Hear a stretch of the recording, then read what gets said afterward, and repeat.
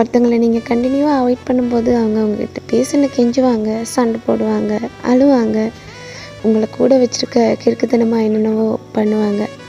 கொஞ்ச நாள் போக அவங்களாவே சைலண்ட் ஆகிடுவாங்க. உங்கள்கிட்ட எதையும் கொஷின்ஸ் பண்ணாமல், முன்ன மாதிரி சண்டை போடாமல், பேசுனா பேசிட்டு, பேசலைன்னா ஏன்னு கூட கேட்காம இருக்க பழகிடுவாங்க.